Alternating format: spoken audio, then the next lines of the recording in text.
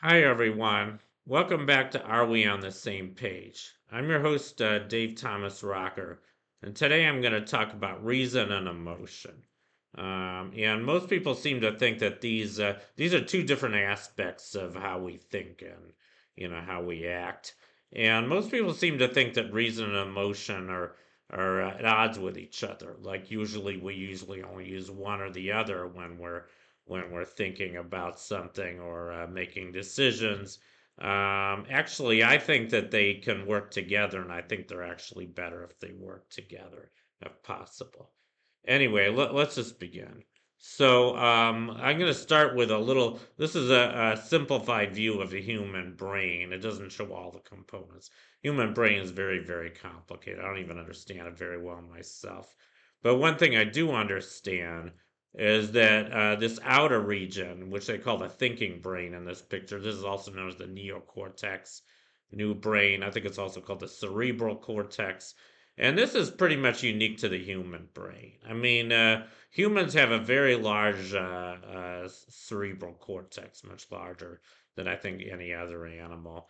And mammals have what's called the emotional brain, or sometimes called the limbic system, or the mammalian brain. This is where emotions come from, or at least where they arose in terms of our evolution. All mammals, I believe, have emotions. I think some other animals do too, like birds. But then if you go, more primitive, there's what's called the instinctive brain, or the reptilian brain, or the old brain. These are the brain. This is the component in reptiles, and reptiles don't even have emotions. I mean, reptiles just react. That's what the instinctive brain does. So all a reptile does, like a snake or an alligator, if there's food in front of it, they'll grab it. They'll just see the food, sense it, smell it, and they'll just grab it with their mouth and eat it. And they don't think about it. I mean, they're very cold. I mean, they have no emotions about what kind of animals they're killing or anything like that. Uh, but mammals. I think most people have certain mammals as pets, like dogs or cats, and I think just about every pet owner in the world knows that their pets have, if they're mammalian pets at least, that they have emotions. I mean, dogs can cry, or dogs can be very happy, or we all see this, and we see that they respond very well to emotions, and they make us happy by being happy, or they make us sad by being sad. So I think we can relate to our pets on an emotional level. But I don't think that most animals, I think, humans are pretty much the only animals I know of that can think logically. I mean, I have heard that, now recently people have discovered that crows, I think there are certain birds that can solve puzzles. You think even octopuses are kind of weird. I just recently learned that octopi, I guess that's a plural for octopuses. These are very, very intelligent animals. I never would have thought so before, but an octopus is basically the whole body acts like a brain in a way, and they can solve puzzles in pretty amazing ways. So they also have logical capabilities, but this is pretty new science. I mean, we know that we're logical beings. Human beings are logical beings, and I mean, it just. I think we really stand out. I mean, I hope you don't think I'm being too human centric here, but I think human beings really stand out among the animal kingdoms, in our ability to think logically. I mean, we've created the world we live in, based on our logical brain. We've been able to build the society we live in, and I guess you can say, well, ants do the same thing, or bees. Bees build honeycombs. I mean, I don't want to get into this too much, but I don't think anybody can deny that we have remarkable logical capabilities in our brain. And this seemed to be, maybe not completely unique to humans, but very, very prominent humans at least. But is this really a fair assessment of? I mean, if you really believe this picture, if you believe that emotions are just the mammalian brain and thinking is the human brain, you might think that logic, it's a more evolved form of thinking than emotions, and our emotions don't serve us, and maybe we should be like this guy here, Spock from Star Trek. And, that's probably what Gene Roddenberry's philosophy was when he made this show. He probably thought that Spock was a more evolved life form than humans because he suppresses all his emotions. Vulcans, I guess, on the show, they do have emotions. They just choose to suppress them because they realize, at least according to the show, that our emotions don't serve us, that we're better off just thinking logically about everything. But I don't agree with this. I mean, I think this is missing something. I mean, if we're just logical beings, we might as well be computers, right? I mean, what's the point of living if we're just making logical decisions all the time? What's guiding us? I mean, can we be guided by logic? I don't think so. I mean, I think our emotions guide us. I think, for one thing, love. I mean, love is a very, they're very positive emotions.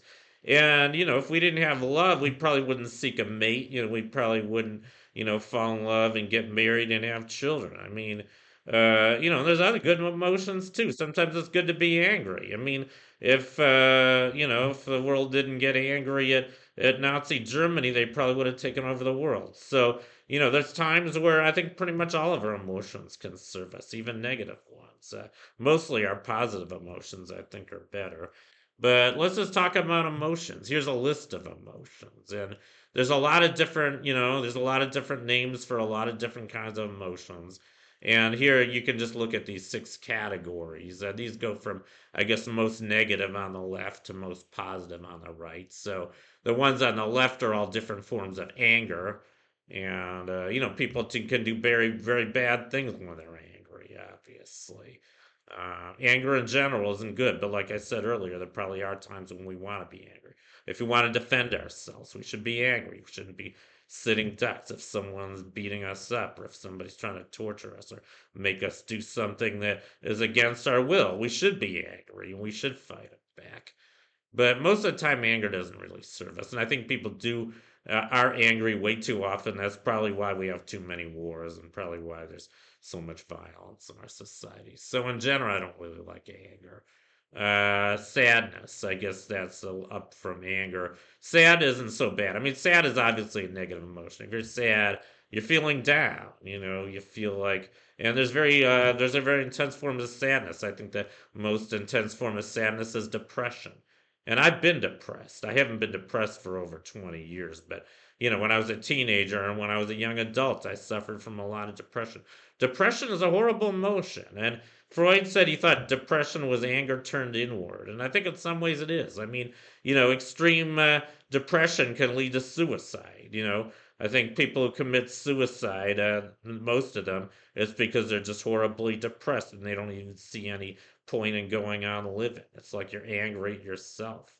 And that's a terrible emotion. And, I mean, there's less extreme forms of sadness, grief or just kind of remorse or, just, having sympathy for a loved one. I mean, there are times when it's really good to be sad, you know, and it's good to sing the blues, it makes you less sad. And, so sadness is kind of a normal emotion, normal negative emotion. And let's just keep going here.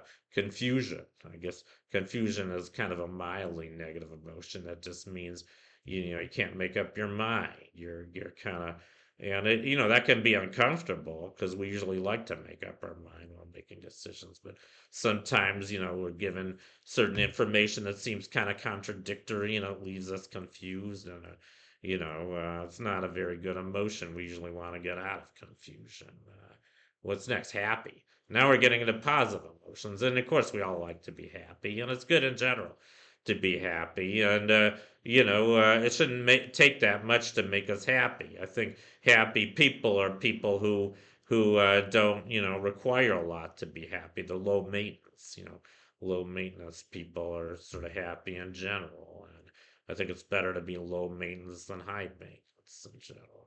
High maintenance people are kind of snobby. They require a lot of particulars to be happy. I think the worst kind are, materialistic people who feel like they have to acquire a lot of wealth, to be happy, or maybe, acquire a lot of other external,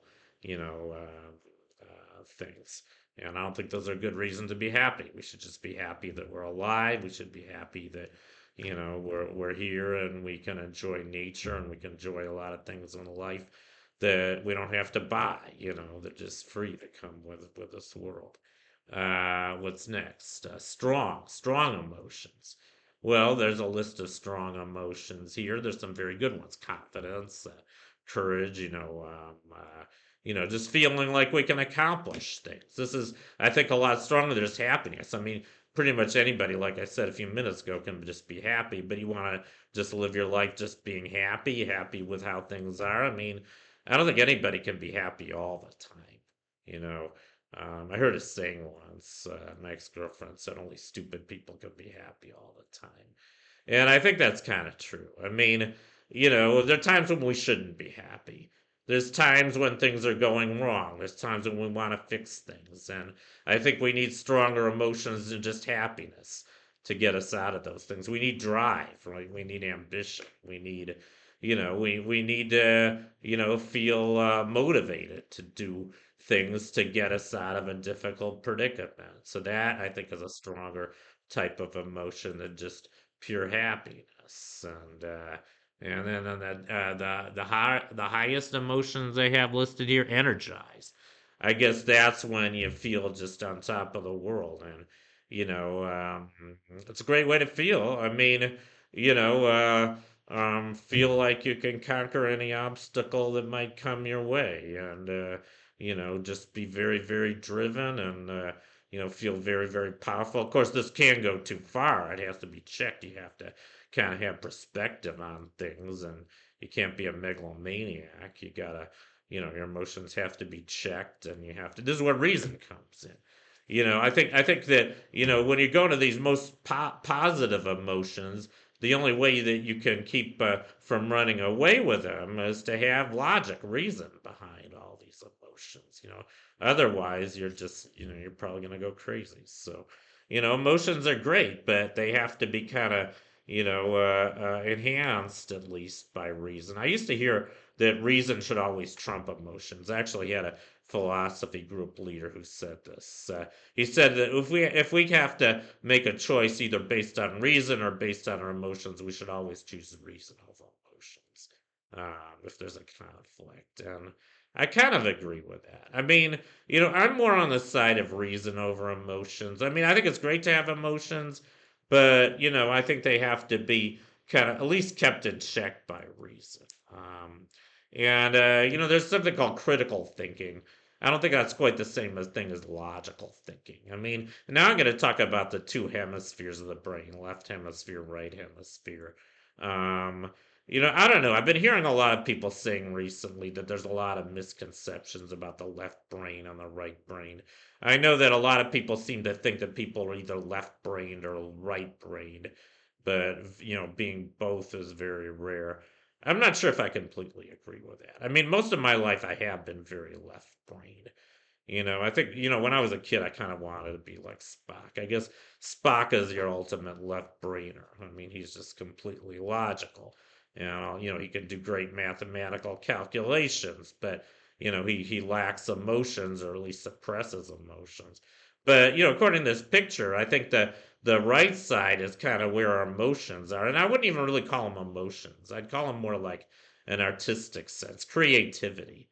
I mean, I think creativity goes above and beyond emotions, and I don't think you can be creative without being critical, without being a critical thinker. Emotions are not enough to can make us creative. I mean, dogs have emotions, animals have emotions, but I don't think most animals aren't very creative. I mean, I know that there's gorillas that they've taught how to make art. And I think there are certain animals that have sort of a music sense or an artistic sense, but they might like art or like certain types of music, but I've never heard of a dog who's composed any music other than the jingle bell, jingle bark. But I mean, no, I don't think that animals can really create music. Maybe I'm wrong. I don't know. But that's creativity, and I think creativity is a form of critical thinking. So that's on the right. That's right brain. So if you're talking about, I mean, I guess if you want to talk about critical thinking, which includes logical thinking, which is on the left, that's kind of solving math problems or, putting two and two together, making deductions, maybe even building machines, figuring out how things work together. I guess that is more left brain. But then right brain would be like, writing poetry or writing a song or paint, making a work of art, making a painting or a sculpture. I mean, that's really important too. And I think that's all on the right side of this diagram. And, I think that, a lot of us have both. I mean, maybe it is true that the whole left brain, right brain distinction is not really accurate because I think most of us do have, I think we've used both hemispheres of our brain, but maybe it's sort of like being left handed or right handed. Even if you're right handed, you can still use your left hand, even though your right hand is stronger and more dominant. I think it's kind of the same thing with the hemispheres of the brain. I still think I'm left brained, even though I know that my right brain has developed. I feel like it's developed considerably just in the last few years. As a matter of fact, a couple of years ago when I had my kind of spiritual enlightenment, I'd say that was kind of an awakening of my right brain. So now I do think I have a very strong right brain. And, maybe I'm one of these rare people who has kind of a ambidextrous brain, strong left brain, strong right brain.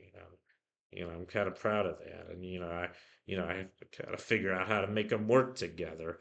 Um, but anyway, yeah, here, this is just a little more detailed picture of the left and right hemispheres of the human brain and kind of what kind of functions they have. And I think you can see that, the left brain is more geared towards, I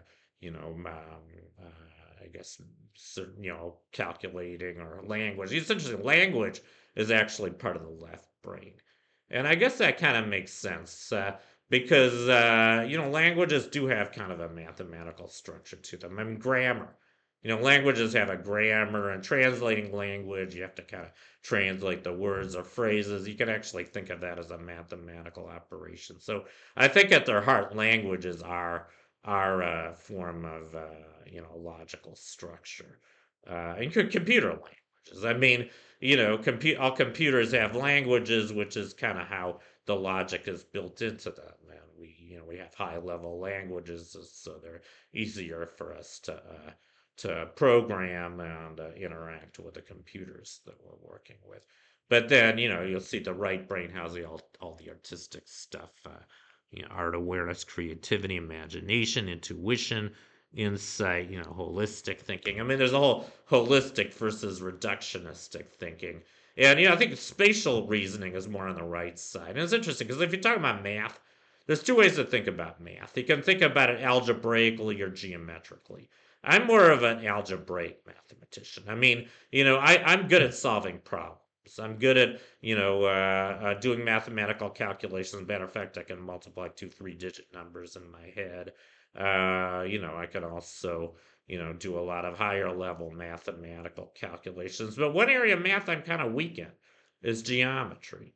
I'm not very holistic in the way I think about math. I don't have very good spatial intelligence. I get lost very easily, and I don't have really a sense of where I am or what's around me. I think that's more of a spatial intelligence, and that's more right brain, and that actually is part of math. There's different ways you can think about math. And so they're not really at odds with each other. You can solve the same kind of problems either algebraically or geometrically, and there's even interactions between these two ways of thinking about math. There's something called algebraic geometry. It's one of the hardest branches of math there is, but it's how Andrew Wiles was able to prove Fermat's last theorem, which was a 350-year-old unsolved math problem. So it seems like when we can bring these two hemispheres together, these two types of thinking together, that's when we come up with our most profound thoughts. So I think that's probably where the highest level of genius lies in figuring out how to incorporate both of the hemispheres of our brain. Like I said, I think very few people can do this. But this is kind of the logic versus emotion. I mean, if you want to think of the left side as what we call logical or reason, and the right side is emotion, then I think that the most enlightened type of thinking is a type of thinking where you can bring both of these things together, which very few people seem to be able to do. But we have to live together. I mean, like I said, some people are more left brain, some people are more right brain. Maybe this is the reason why there's a lot of conflict in the world, because we think about things very differently. I mean, I know my mom is much more right brain. My mom is a very dominant right brain. She almost became a concert pianist. I'm more left brain. I mean, I could do amazing mathematical calculations, but I don't understand people very well. I don't understand society very well. My mom's an expert on this, and I think most people, who have a strong right brain, they understand people. They connect to people in kind of a natural way. I'm on the spectrum. I may have Asperger, and I've had a very weak social sense my whole life, which I think is more on the right side of the brain. And like I said, my right brain is developing, but it developed kind of late, and there's a lot of wonderful stuff on the right hemisphere, and I'd like to embrace more of it. I'd like to figure out how to incorporate it more into my life. Anyway, I guess that concludes my video for today on reason and emotions. I think they're both very important. Anyway, keep thinking, and I guess have a good heart to bring your left and right brains together. Anyway, thank you for watching, and I'll see you guys next time. Bye.